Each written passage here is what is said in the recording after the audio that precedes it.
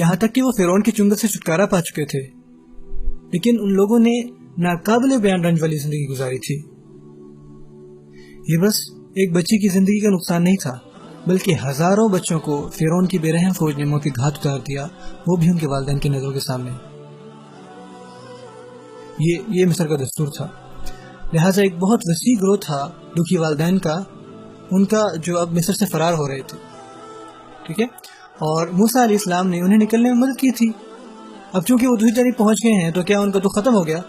نہیں، اب موسیٰ علیہ السلام انہیں خطاب دینے جاتے ہیں، اور آپ یہ سوچ رہے ہوں گے کہ اس خطبے میں انہیں صبر کی تلقین کی جائے گی، کیونکہ جب کوئی غمزدہ ہوتا ہے تو عموماً ہم اسے کیا کہتے ہیں کہ بھائی صبر کرو، لیکن وہ یہ نہیں بتاتا کیسے۔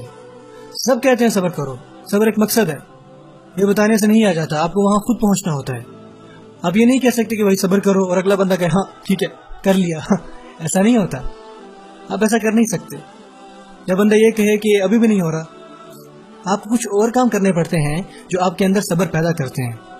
معلوم ہوتا ہے کہ صبر کرنے کے لیے کسی خاص لانے والے کا ہونا ضروری ہے۔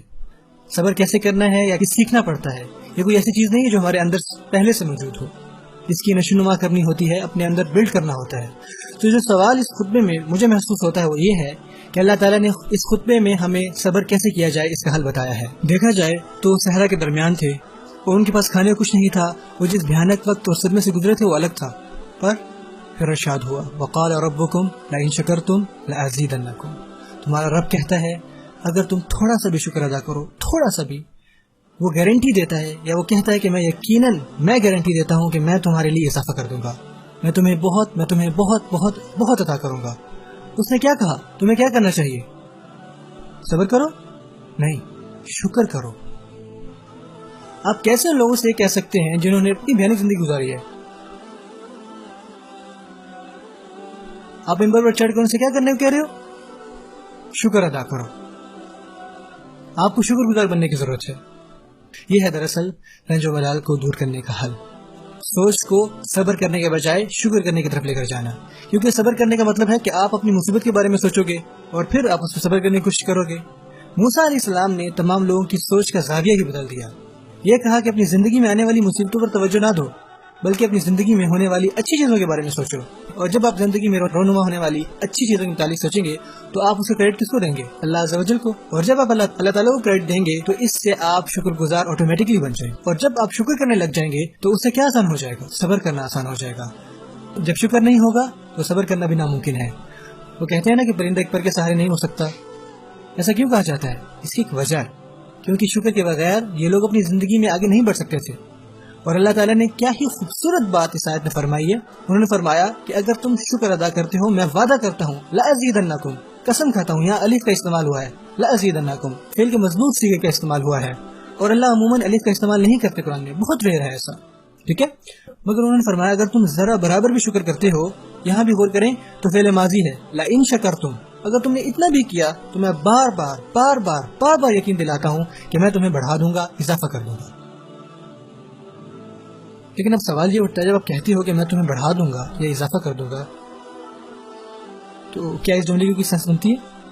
کوئی پوچھ سکتا ہے کہ بھائی کیا مطلب ہے؟ تم مجھے کس میں بڑھانا چاہتے ہو؟ وزن میں، علم میں، حکمت میں یا صبر میں؟ تم مجھے کس میں بڑھانا چاہتے ہو؟ دولت؟ ہاں اس میں دلچسپی رکھتا ہوں۔ اللہ عز و جل نے اس خطبے میں موسیٰ علیہ السلام کے ذریعے اس آیت میں کہا کہ اگر تم صرف تھوڑا سا ہی شکر ادا کرو تو میں تمہیں یقیناً بڑھا دوں گا، تم سب کو۔ لیکن سوال یہ ہے کہ اللہ تعالیٰ نے یہ جواب نہیں دیا کہ کس میں؟ زیادہ یزید هذا الفعل يحتاج الى تمیز، فعل کو مفعول کی ضرورت ہوتی ہے، جیسے ہم کہتے ہیں کہ ربی زدنی کیا؟ علما، نہ کہ وزنا۔ ہم یہ نہیں کہتے کہ ہمیں وزن میں بڑھا دے، نہیں، ہمیں علم میں، مجھے علم میں بڑھا دے۔ اس آیت میں اللہ وعدہ کرتے ہیں کہ وہ بڑھا دیں گے، لیکن انہوں نے یہ نہیں بتایا کہ کس میں، کیونکہ ہر کوئی اپنی چاہت کے مطابق اپنے معاملات میں بڑھنا چاہتا ہے۔ وہ کہتا ہے کہ تمہیں جس چیز کی ضرورت ہے میں تمہیں اسی میں بڑھا دوں گا، تم میں سے کسی کو اولاد میں بڑھا دوں گا، تم میں سے کسی کو میں صبر میں بڑھا دوں گا، تم میں سے کسی کو میں طاقت میں بڑھا دوں گا، یا علم میں، رزق میں، خوشی میں بڑھا دوں گا، جس میں بھی تم چاہتے ہو، ٹھیک ہے؟ کیونکہ اداسی تب ہوتی ہے جب کچھ ختم ہو جائے، ہے نا؟ جب کچھ کم ہوتا ہے میں اسے بڑھا دوں گا، تمہیں بس شکر گزار بننا ہے۔ وَإِن كَفَرْتُمْ إِنَّ عَذَابِي لَشَدِيدٌ. سبحان اللہ. اور اگر تم ناشکری کرو گے، اللہ نے یہاں شرطیہ جملہ نہیں کہا. جیسے انگلش میں کہا جاتا ہے اف دین اسٹیٹمنٹ، اگر تم یہ کرو گے تو یہ ہوگا. جیسے اللہ نے فرمایا اگر تم شکر کرو گے تو میں تمہیں بڑھا دوں گا، رائٹ. بٹ اگر تم ناشکری کرو گے، اللہ نے یہاں یہ نہیں کہا کہ پھر کیا ہوگا.